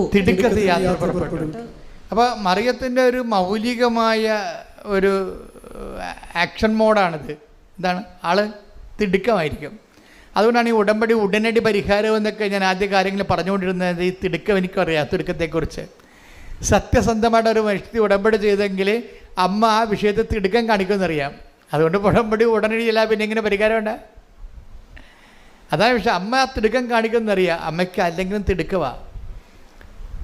എന്താ കാര്യം വെച്ച് കഴിഞ്ഞാൽ ഇപ്പോൾ കാനായിലെ കല്യാണ വീട്ടിൽ വരുമ്പോഴോ ഇപ്പോൾ ഈ യേശു വലിയവനായിരിക്കും എന്നുള്ളത് അമ്മയ്ക്കറിയാം.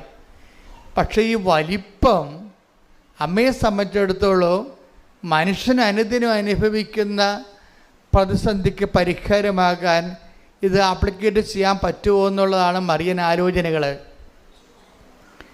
മറിയൻ എന്ന് വെച്ച് കഴിഞ്ഞാൽ നമ്മളുടെ പ്രശ്നബാധിതമായ ഒരു മനുഷ്യൻ്റെ ഒപ്പം നടന്നും ഒപ്പം നിന്നും ചിന്തിക്കുന്ന ആളാണ് മറിയം. അങ്ങനെ ആരുമില്ല ബൈബിളിൽ അത്രയും കൃത്യമായിട്ട്. മനുഷ്യൻ്റെ അനുദിന പ്രശ്നങ്ങളുടെ ഒപ്പം നടന്നുകൊണ്ട് അവൻ്റെ ഒപ്പം തലക്ക് തീ പിടിച്ചുകൊണ്ട് അവൻ്റെ കൂടെ ഉപ്പുകുറ്റിക്ക് തീ പാറിക്കൊണ്ട് ഒരുമിച്ച് നടക്കുന്ന ഒരാളാണ് മറിയം. അങ്ങനെ ഈ വലിയവനായിരിക്കുന്ന യേശുവിനെ എങ്ങനെ മനുഷ്യൻ്റെ അനുദിന വിഷയത്തിൻ്റെ അകത്ത് ഒരു പരിഹാരത്തിന് വേണ്ടി അതിനെ പ്രയോഗിക്കാൻ കഴിയും എന്ന് കാനായിലെ ഒരാകസ്മികമായിട്ട് ചിന്തിച്ച ആളല്ല. മറിയത്തിൻ്റെ മനസ്സിൽ ഇത് തന്നെയായിരുന്നു എല്ലാ കാലങ്ങളിലും. എങ്ങനെ മറിയത്തോടല്ല പറഞ്ഞത്, ഇവൻ ഔസേപ്പിതാവിനോടല്ല പറഞ്ഞത്. അവൻ വലിയവനായിരിക്കുമെന്നാണ്. എന്തിനാണ് അങ്ങനെ പറഞ്ഞത്? അവൻ വലിയവനായിരിക്കും. എന്തിനു വേണ്ടി അവൻ വലിയവനായിരിക്കും? അവൻ യേശുക്രിസ്തു ക്രൂശിക്കപ്പെട്ട് മനുഷ്യൻ്റെ പാപങ്ങൾക്ക് പരിഹാരമാകാൻ വേണ്ടി മാത്രമാണോ? അല്ല. മറിയത്തെ സംബന്ധിച്ചിടത്തോളം മനുഷ്യൻ്റെ അനുദിന ജീവിതത്തിൻ്റെ പരിഹാരത്തിനും അവൻ വലിയവനായിരിക്കുമെന്നാണ് പരിശുദ്ധാത്മാവ് മറിയത്തോട് പറഞ്ഞിരിക്കുന്നത്. കൈയടിച്ച് ക്രിസ്തുവിന്റെ ഹല്ലേലൂയ. ഹല്ലേലൂയ ഹല്ലേലൂയ ഹല്ലേലൂയ. ആരാധന ആരാധന. ഹല്ലേലൂയ ഹല്ലേലൂയ ഹല്ലേലൂയ. ജീവിതത്തിലെ എല്ലാ വിഷയങ്ങളും വലിയവനായ കർത്താവിന്റെ ശക്തി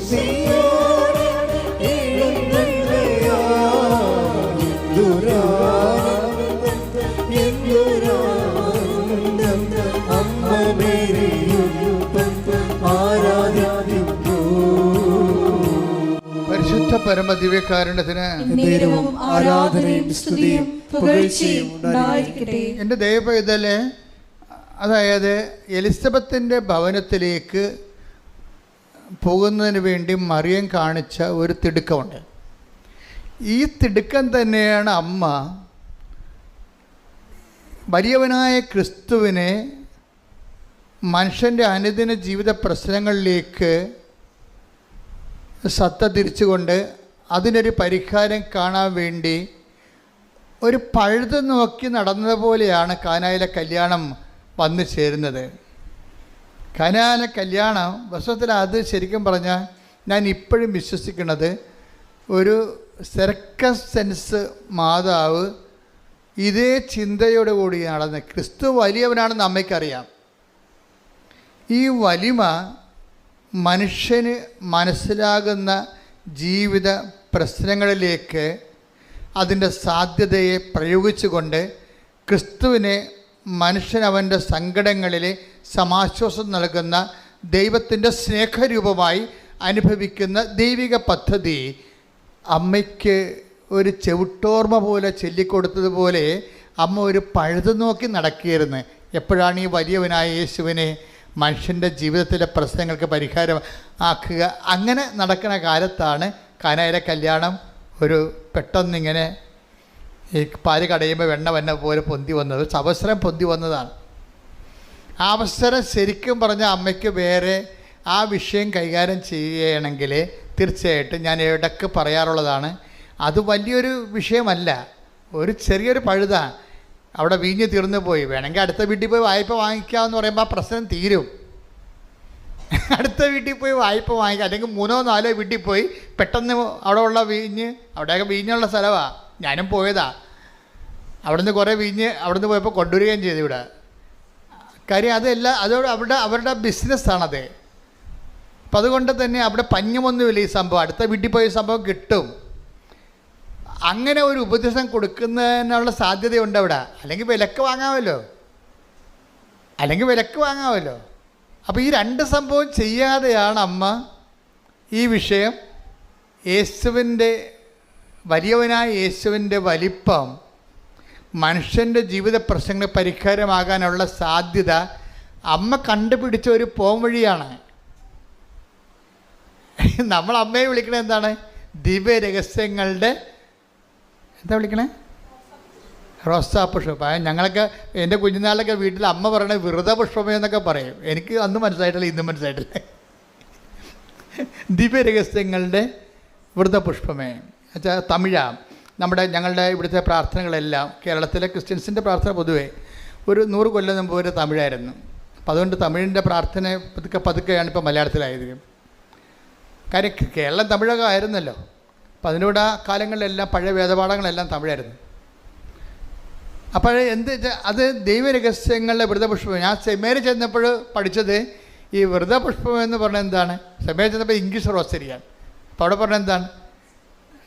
mystic rose, pray for us. എന്നുവെച്ചാൽ ദിവ്യരഹസ്യങ്ങളെ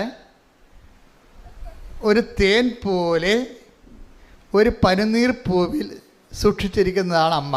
അമ്മ ഒരു പനിനീർ പൂവാണ്. ആ പനിനീർ പൂവിൽ ദിവ്യരഹസ്യങ്ങളുണ്ട്. തേന് പോലെ ഇരിക്കണ പൂവിൽ എങ്ങനെയാണ് തേനിരിക്കുന്നത് അതുപോലെ പരിശുദ്ധ മറിയമാവുന്ന സ്വർഗീയ പുഷ്പത്തിലെ തേനുണ്ട്. എന്തിൻ്റെയാണ്?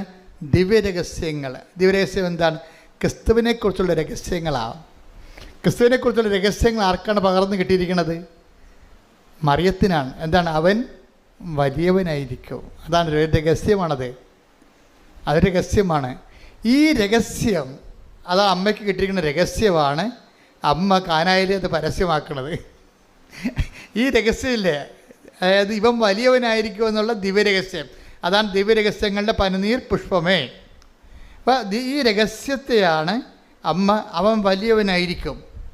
ഈ യേശുക്രിസ്തുവിൻ്റെ ശക്തിയെ അമ്മ ബലഹീനനായ മനുഷ്യൻ്റെ ഉയർത്തെഴുന്നേൽപ്പിനും നിലനിൽപ്പിനും ഉയർച്ചയ്ക്കും അതിജീവനത്തിനുമായിട്ട് അമ്മ ഒരു പഴുത് നോക്കിയിരിക്കുകയായിരുന്നു. യേശുക്രിസ്തുവിനെ ഇൻട്രൊഡ്യൂസ് ചെയ്യാൻ വേണ്ടി ക്രിസ്തുവിൻ്റെ ശക്തി, ക്രിസ്തുവിലുള്ള ദൈവത്തിൻ്റെ പദ്ധതികളെ, മനുഷ്യൻ്റെ എല്ലാ സർവ്വതോന്മുഖമായ വീണ്ടെടുപ്പുകൾ നിലവിൽ വരുത്താൻ വേണ്ടി അമ്മ ഒരു പഴുത് നോക്കിയിരിക്കുകയാണ്. അങ്ങനെ വളരെ അത്രയ്ക്ക് വലിയ ആഡംബരമായിട്ട് പറയാൻ പറ്റുന്നില്ലെങ്കിലും കിട്ടിയ പഴുത് അമ്മ തിടുക്കത്തിൽ ഉപയോഗിക്കുകയാണ്. അവിടെയും തിടുക്കമാണ്, പെട്ടെന്നല്ല ഈ സംഭവം നടക്കുന്നത്. അവർ അടുത്ത വീട്ടിൽ പോയി വാടകയ്ക്ക് വീഞ്ഞും കാവിക്കൊണ്ട് വരണമെങ്കിൽ തന്നെ ഇവിടെ കാര്യം സാധിച്ചു. അതാണ് അവിടെ തിടുക്കം കാണിക്കുന്നുണ്ട്.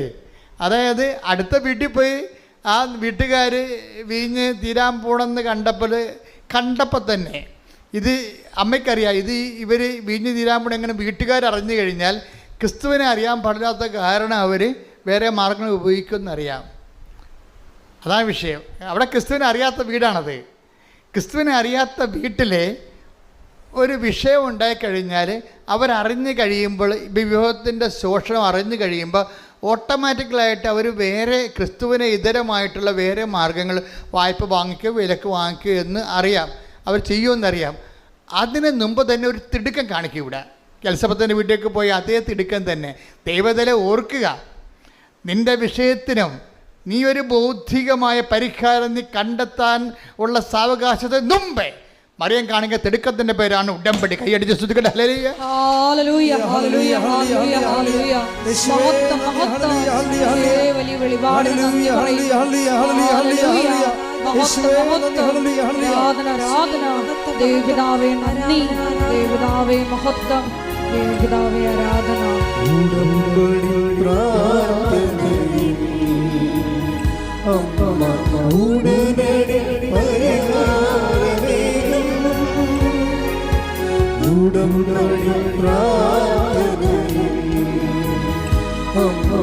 ഉടനടി പരിഹാരമേകും.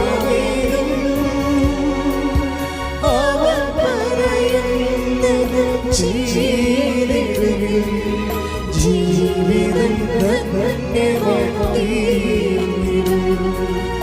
അവൻ പറയുന്നത് ചെയ്തിടുകയും ജീവിതം ധന്യമാക്കിയിടും. പരിശുദ്ധ പരമ ദിവ്യകാരുണ്യത്തിന് നേരവും ആരാധനയും സ്തുതിയും പുകഴ്ചയും ഉണ്ടായിരിക്കട്ടെ. അതായത് എപ്പോഴും നമ്മൾ മനസ്സിലാക്കണം, മറിയം ഇപ്പം കാനായിലൊക്കെ വലിയ വിവാഹ വിരുന്നിൽ നടന്ന സംഭവങ്ങളെ നമ്മൾ അന്വേഷിച്ച് ചെയ്യണമെങ്കിൽ നമുക്ക് മനസ്സിലാകുന്ന ഒരു സത്യമുണ്ട്. എന്താണ്? മറിയം നമ്മുടെ ജീവിത പ്രശ്നങ്ങൾക്കൊപ്പമാണ്. മറിയം ക്രിസ്തുവിനൊപ്പമാണ്. അതേസമയം തന്നെ ക്രിസ്തുവിൻ്റെ ആ വലിമ എന്തു ചെയ്യും? നമ്മുടെ ജീവിത പ്രശ്നങ്ങൾക്ക് പരിഹാരം കാണാനുള്ള സാധ്യത, അതിനുള്ള പഴുത് ഓരോ നിമിഷം അന്വേഷിക്കുന്ന ആളാണ്. അതിനുള്ള തിടുക്കം കാണിക്കുന്നത് കൊണ്ടാണ് ഞാൻ നിങ്ങളോട് പറഞ്ഞത്, അമ്മ എന്താ പറഞ്ഞത്? അവൻ പറയണത് പോലെ ചെയ്യുക. ആ തിടുക്കം നിങ്ങളുടെ ഭാഗത്തു നിന്നുണ്ടാകണം. പിടികിട്ടിയാ? ഉടമ്പടി എപ്പോഴും കത്തണത് ഇങ്ങനെയാണ്. മറിയമ്മത്തിന് ഒരു തിടുക്കമുണ്ട്. മനുഷ്യൻ ബൗദ്ധികമായ മാനുഷികമായ മാർഗങ്ങൾ അന്വേഷിക്കുന്ന മുമ്പേ യേശുക്രിസ്തുവിനെ ആ പ്രശ്നത്തിൽ ഉൾപ്പെടുത്തിക്കൊണ്ട് ദൈവത്തിൻ്റെ മഹത്വപ്പെടുത്തുക എന്നുള്ള മറിയത്തിൻ്റെ സ്വാഭാവികമായ മാതൃകയ്ക്ക് മറിയത്തിന് ഇച്ഛാശക്തിയുണ്ട്.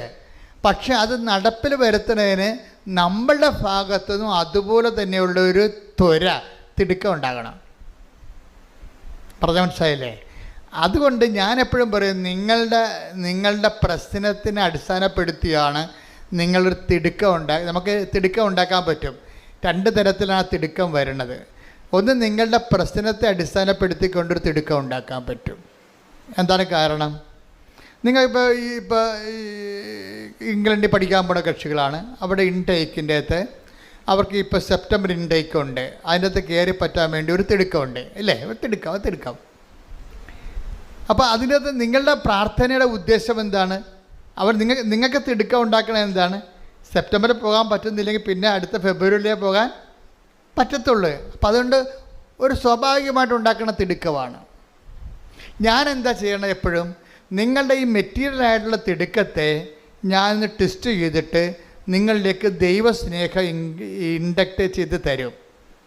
നിങ്ങളുടെ ഇതിലേക്ക് ദൈവസ്നേഹം തരും. എന്താ കാര്യം വെച്ചാൽ, മറ്റൊരു പ്രശ്നം വെച്ച് കഴിഞ്ഞാൽ ആ ഇൻടേക്ക് കഴിയുമ്പോൾ നിങ്ങളുടെ തിടുക്കം പോവും. അശംപ്രദ മനസ്സിലായില്ലേ? എൻ്റെ ടെക്നിക്കായിട്ട് ഈ കാര്യം മനസ്സിലാക്കണം. നിങ്ങളുടെ ജപ്തി നടപടി മാർച്ച് കഴിഞ്ഞപ്പോൾ ഇപ്പോൾ തിടുക്കമില്ല. ഈ മാനുഷിക തിടുക്കം, മെറ്റീരിയലായിട്ടുള്ള തിടുക്കത്തിൻ്റെ കുഴപ്പം അത് കണ്ടീഷണലാണ്. അതൊരു വിഷയവുമായിട്ടും ഒരു സീസണലായിട്ടുള്ള തിടുക്കമാണ്. നിങ്ങളുടെ ഇൻടേക്ക് കഴിഞ്ഞു, സെപ്റ്റംബറിൽ കിട്ടിയില്ല, അതിന് കുഴപ്പമില്ല, ഇപ്പോൾ ഫെബ്രുവരിയല്ലേ, അതിനനുസരിച്ച് പോയി നമുക്ക് ഇംഗ്ലീഷ് പഠിക്കാമെന്ന് പറയും. അപ്പോൾ നിങ്ങളുടെ തിടുക്കം പോയി. പക്ഷേ ആ തിടുക്കമല്ല നമുക്ക് വേണ്ടത്. ഒരു വിഷയബന്ധിതയായ തിടുക്കമാണ് നിങ്ങൾക്കുള്ളത്. മറിച്ച് എനിക്കറിയാം നിങ്ങളുടെ തിടുക്കം മെറ്റീരിയലാണെന്നറിയാം. നിങ്ങൾ ആ വിഷയം ആ സമയം കഴിഞ്ഞ് കഴിഞ്ഞാൽ പിന്നെ നിങ്ങൾ തിടുക്കം കുറയും. പക്ഷേ പ്രശ്നം എന്താ വെച്ചാൽ, തിടുക്കം കൂട്ടുകയും തിടുക്കം കുറയ്ക്കുകയും ചെയ്യുന്നത് ആരോടാണ്? ദൈവത്തോടല്ലേ. അതാണൊരു കുഴപ്പം. ഇതിൽ വരുന്നൊരു അപകടം അതാണ്. നിങ്ങളിപ്പോൾ ജപ്തി മാറ്റി വെക്കാൻ വേണ്ടി നിങ്ങൾ ഒരു തിടുക്കം കാണിക്കുന്നത്. ജപ്തി മാറ്റി വെച്ച് കഴിയുമ്പോൾ പിന്നെ നിങ്ങൾക്ക് ഉടമ്പടി ആ പഴയതുപോലെയുള്ള ഫെർവൻസ് ഇല്ല. എന്താ കാര്യം? നിങ്ങളുടെ തിടുക്കമെല്ലാം ഒരു വിഷയത്തെ ബന്ധിതമായിട്ട് വെച്ചിരുന്നതാണ്. അപ്പം ഞാനെന്താ ചെയ്യണത്? ഞാൻ പലപ്പോഴും ചെയ്യണത്, നിങ്ങളുടെ തിടുക്കം വിഷയത്തിൽ നിന്ന് മാറ്റിയിട്ട് വ്യക്തിയിലേക്ക് ഞാൻ ലിങ്ക് ചെയ്യിക്കും. വ്യക്തി എന്ന് പറയാൻ ആരാണ്? ഒന്ന് ക്രിസ്തുവിലേക്ക് ഞാൻ ലിങ്ക് ചെയ്യിക്കും. എന്നിട്ട് നിങ്ങളിൽ ക്രിസ്തുവിനെക്കുറിച്ചുള്ള സ്നേഹവും ക്രിസ്തുവിൻ്റെ ഇടപെടലിനെക്കുറിച്ച് ഞാൻ നിങ്ങളോട് കൂടുതൽ പറയും. എന്നിട്ട് ഞാൻ പറയും, നിങ്ങൾ പൊതിച്ചോറ് കൊടുക്കുമ്പോഴും പത്രം കൊടുക്കുമ്പോഴും ക്രിസ്തുവിനെക്കുറിച്ചുള്ള സ്നേഹത്താൽ കൊടുക്കാൻ പറയും. അല്ലാതെ നിങ്ങളെ ഇൻറ്റൻഷൻ വെച്ചിട്ട് ഇവിടെ എഴുതി വെച്ചിരിക്കുന്ന വിഷയത്തെ അല്ല നിങ്ങൾ അടിസ്ഥാനപ്പെടുത്തേണ്ടത്. നിങ്ങൾ ചെയ്യേണ്ട ഓരോ കാര്യവും, പത്രം കൊടുത്താലും വെയിൽ കൊണ്ടാലും അതിനുവേണ്ടി മഴ കൊണ്ടാലും നിങ്ങൾ എന്ത് ചെയ്യണം? അത് ക്രിസ്തുവിൻ്റെ സ്നേഹത്തെ കാഴ്ചവെക്കാൻ പറയും. എന്തിനറിയാവോ? എനിക്ക് നിങ്ങളുടെ തിടുക്കത്തെ ക്രിസ്തുവിൻ്റെ വ്യക്തിത്വത്തോട് ബന്ധപ്പെടുത്തി നിർത്തിക്കഴിഞ്ഞാലുള്ള ഗുണമെന്ന് പറയണത് അതങ്ങനെ ശാശ്വതമായിട്ട് നിൽക്കും. മറ്റത് വിഷയബന്ധിയാണ്, സീസണബിളാണ്. നിൻ്റെ ജപ്തി നടപടി മാറുമ്പോഴും പരീക്ഷ കഴിയുമ്പോഴും നിങ്ങളുടെ തിടുക്കം കുറയും. അപ്പോഴേ അങ്ങനെ ഒരു റിലേഷൻസ് നമുക്ക് ദൈവമായിട്ട് മെയിൻറ്റെയിൻ ചെയ്യാൻ പറ്റത്തില്ല. പറ്റുമായിരിക്കും, പക്ഷേ പരിമിതികളുണ്ട്. അതിന് ദൈവത്തിനറിയാൻ പറ്റും. ഓർഡർ തമ്മാവ അറിയാം, ഇത് വെറുതെ വിഷയത്തിന് വേണ്ടി വന്നിരിക്കുകയാണ്, വയറ്റിപ്പഴപ്പ് പരിപാടിയാണ്, എനിക്ക് അതിൻ്റെ അകത്ത് റോളില്ലെന്ന് ദൈവത്തെ മനസ്സിലായാൽ പിന്നെ ഇത് ആവശ്യമില്ലാതെ ഇങ്ങനെ ലാഗാകും. അപ്പോൾ ഉടമ്പടിയെ നിങ്ങൾ ആവശ്യമില്ലാതെ ലാഗാക്കരുത്. അത് വിഷയബന്ധിയോ സീസണബിളോ ആയിട്ട് നമ്മൾ ഉടമ്പടി എടുത്തു കഴിയുമ്പോൾ തിടുക്കവും അതുപോലെ വരും. മറിച്ച് അത് അച്ഛൻ എപ്പോഴും നിങ്ങളോട് പറയണത്, നിങ്ങൾ ദൈവസ്നേഹത്തിൻ്റെ ഫോർമാറ്റിലേക്ക് ഇത് റീഫോർമാറ്റ് ചെയ്യാൻ പറയും. എല്ലാം ഇപ്പോൾ കാര്യം ഞാൻ അങ്ങനെ ചെയ്യണതല്ല, എൻ്റെ ജീവിതത്തിൽ മുഴുവൻ അങ്ങനെ ചെയ്യണത്. അതെനിക്ക് ആരും ഇപ്പോൾ പുതുതായിട്ട് പറഞ്ഞു തന്നതല്ല. എനിക്ക് പണ്ട് മുതലേ അച്ഛനായ കാലം മുതലേ മനസ്സിലാകുമായിരുന്നു, ഇവിടുത്തെ മെയിൻ എന്ത് കാര്യം ചെയ്താലും അത് ദൈവസ്നേഹമാണല്ല, സഭയെ ഒപ്പിക്കുക എന്നുള്ളതൊക്കെ സെക്കൻഡറി ആയിട്ട് വരുന്ന സാങ്കേതിക വിഷയങ്ങളാണ്. അതല്ല, സഭയെ സ്നേഹിക്കുന്നതും ശുശ്രൂഷിക്കുന്നതും എല്ലാം അതിൻ്റെ ബേസിക്കായിട്ടുള്ള ദൈവസ്നേഹമാണ് വരേണ്ടതെന്ന്. അപ്പം നിങ്ങൾ ഉടമ്പടി എടുക്കുമ്പോൾ ഉടമ്പടി ജീവിക്കുമ്പോൾ ഈ കണ്ടൻറ് ഓഫ് ലവ് വർത്തിക്കാൻ നോക്കണം. പറഞ്ഞത് എന്നാൽ എളുപ്പമാണ് ഈ സംഭവം. അങ്ങനെ ദൈവത്തിന് ഒരിക്കലും നിങ്ങളെക്കുറിച്ച് നിങ്ങൾ തോന്നുകയാണ്, നിങ്ങൾ ദൈവസ്നേഹത്തിൻ്റെ വക്താവാണെന്ന് ദൈവത്തിന് തോന്നിയാൽ പിന്നെ ഇത്രയും ഈ പ്രശ്നങ്ങളൊന്നുമില്ല. ഒരിക്കലും ഞാൻ എപ്പോഴും നിങ്ങൾ പറഞ്ഞിട്ടുണ്ടല്ലേ, കഴിഞ്ഞ പ്രാവശ്യമൊക്കെ പറഞ്ഞു, ഇതിൻ്റെ റിസ്ക് എന്ന് പറഞ്ഞാൽ എന്താണ്? ഇപ്പോൾ I will be with you unto the last. ഞാൻ നിങ്ങളുടെ കൂടെ ഉണ്ടാകും. I will come with you wherever you go. നിങ്ങൾ എവിടെ പോയാലും ഞാൻ അത് ഉടമ്പടിയിലുള്ളതല്ലേ.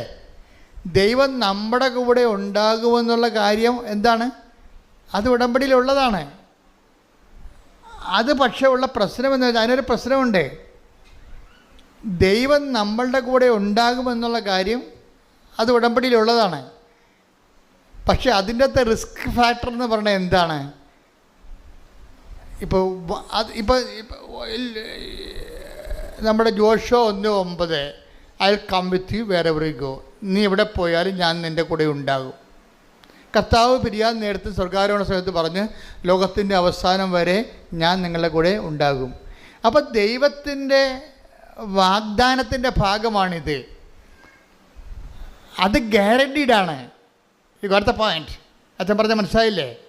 ഉടമ്പടി ടെക്നിക്കായിട്ട് പഠിക്കണം. ഇത് ദൈവത്തിൻ്റെ സാന്നിധ്യം ഞാൻ എവിടെ പോയാൽ നിങ്ങളുടെ കൂടെ ഉണ്ടാകും എന്നുള്ളത് ദൈവത്തിൻ്റെ വാഗ്ദാനത്തിൻ്റെ പുറപ്പാട് 3:14 ജോഷുവ 1:9 അതുപോലെ തന്നെ 28:20 മത്തായി 28:20 കാലത്തിൻ്റെ അവസാനം വരെ ഞാൻ നിങ്ങളുടെ കൂടെ ഉണ്ടാകും. ഈ പ്രസൻസ് എന്ന് പറയുന്ന സംഭവം എല്ലായിടത്തും ദൈവത്തിൻ്റെ പ്രഖ്യാപിതമായ വാഗ്ദാനത്തിൻ്റെ അടിസ്ഥാന ഘടകമാണ്. പക്ഷേ ഈ പ്രസൻസ് നമുക്ക് ഫീൽ ചെയ്യണമെന്ന് നിർബന്ധമില്ല. പ്രസൻസ് ഗ്യാരണ്ടീഡാണ്. പക്ഷെ കാര്യം ഇതിനകത്ത് ഗ്യാരണ്ടീഡ് അല്ലാത്ത ഒരു ഘടകമുണ്ട്. എന്താണ്? നമ്മൾ ദൈവത്തിൻ്റെ കൂടെ ഉണ്ടാവുക എന്നുള്ളതാണ് ഗ്യാരണ്ടി ഇല്ലാത്ത സംഭവം. ഞാൻ മനസ്സിലായില്ലേ? ദൈവം നമ്മുടെ കൂടെ ഉണ്ടാകുമെന്നുള്ളത് ഗ്യാരണ്ടിയുള്ള കാര്യമാണ്. എന്താ കാര്യം? അത് വാഗ്ദാനത്തിൻ്റെ ഭാഗമാണ്. ദൈവത്തിന് നമ്മളെ വഞ്ചിക്കാൻ പറ്റത്തില്ല, അവനെ തന്നെ വഞ്ചിക്കാൻ പറ്റത്തില്ല. അത് ഗ്യാരണ്ടീഡാണ്. ഇത് ഗ്യാരണ്ടീഡ് അല്ലാത്ത ഒരു ഘടകമുണ്ട് ഇതിൻ്റെ അകത്ത്. അതെന്താണ്? നമ്മൾ ദൈവത്തിൻ്റെ കൂടെ ഉണ്ടാകുമോ ഇല്ലേ എന്നുള്ളത്. മനസ്സിലായില്ലേ? അപ്പം നമ്മുടെ റിസ്ക് എന്താ? കർത്താവ് നമ്മുടെ കൂടെ ഉണ്ടാകുമെന്നുള്ള കാര്യം it is sure, 100% certain, sure. പക്ഷേ ഇത് അനുഭവവേദ്യമാകുക എന്നുള്ളതിൻ്റെ വിഷയം എന്ന് പറയുന്നത് നമ്മൾ അതുപോലെ തന്നെ അവൻ്റെ കൂടെ ഉണ്ടാകണം. അതാണ് വിഷയം. നമ്മൾ അവൻ്റെ കൂടെ ഉണ്ടാകാതിരിക്കാനുള്ള സാഹചര്യങ്ങളെയാണ് നമ്മളിവിടെ അഡ്രസ്സ് ചെയ്തിട്ട് അനുതാപത്തിലേക്ക് നിങ്ങളെ കൊണ്ടുവരുന്നത്. പറഞ്ഞ മനസ്സിലായില്ലേ? ഇതിൻ്റെ വിഷയം എന്താണ്? ഞാൻ നോക്കണത് എന്താണ്? ഞാൻ ഇതൊരു സോഷ്യൽ കൗൺസിലിങ്ങിലൂടെയാണ്. ഞാൻ ആ വ്യക്തിപരമായിട്ട് ആൾക്കാരെ കണ്ട് കൗൺസിൽ ചെയ്യത്തില്ല. എനിക്ക് പറയാനുള്ള കാര്യങ്ങൾ ദൈവം സോഷ്യൽ കൗൺസിലിങ്ങിലൂടെയാണ് പറയണത്. ഈ സോഷ്യൽ കൗൺസിലിലൂടെ തന്നെയാണ് ആൾക്കാർ ഇതെല്ലാം സ്വീകരിക്കുകയും ചെയ്യുന്നത്. കാര്യം സാക്ഷ്യം കേൾക്കുമ്പോൾ അറിയാൻ പറ്റും. അച്ഛനത് പറഞ്ഞപ്പോൾ ഞങ്ങൾക്കത് അതിനെക്കുറിച്ച് ധാരണ കിട്ടിയെന്ന് പറയും. അത് സോഷ്യൽ കൗൺസിലിംഗ് ബോധ്യം കിട്ടി. അച്ഛൻ കൊടുത്ത അറിവ് അവർക്ക് അനുഭവമായി, അനുഭവം ബോധ്യമായി, ബോധ്യം സാക്ഷ്യമായി, സാക്ഷ്യം സന്തോഷമായി, പിന്നെ സന്തോഷം സ്വർഗമാകും. അതെന്താ സംഭവിച്ചു കഴിഞ്ഞാൽ ഇത് ഈ നമുക്ക് കിട്ടിയിരിക്കുന്ന ഈ സോഷ്യൽ കൗൺസിലിങ്ങിലൂടെ ഇതൊരു അച്ഛൻ പറയുന്ന എല്ലാ കൗൺസിലിംഗ് മെത്തേഡാണ്. എന്ന് വെച്ചാൽ നിങ്ങൾക്ക് ഒരു പുതിയ ധാരണ തരികയാണ്. എന്താണ്? നിങ്ങളോട് ഞാൻ ചോദിക്കുകയാണ്, കർത്താവ് നിങ്ങളുടെ കൂടെ ഉണ്ട്, അത് വാഗ്ദാനമാണ്, ഗ്യാരണ്ടീഡാണ്. പക്ഷേ ഗ്യാരണ്ടി അല്ലാത്തൊരു കാര്യമുണ്ട്. എന്താണ്? നിങ്ങൾ കർത്താവിൻ്റെ കൂടെ ഉണ്ടോ? അതാണ് വിഷയം. അതാണ് വിഷയം. കാര്യം പാപം ചെയ്യുന്ന പാപത്തിന് അടിമയാണ്. അടിമ ഒരിക്കലും വീട്ടിൽ വസിക്കുന്നില്ലെന്ന് പറഞ്ഞില്ലേ? അപ്പോൾ നമ്മുടെ കൂടെ ഇല്ലല്ലോ കർത്താവ്. വിടാൻ പരിശോധിക്കട്ടെ. ഹല്ലേലൂയ, ഒരുമിച്ച് പാടാം.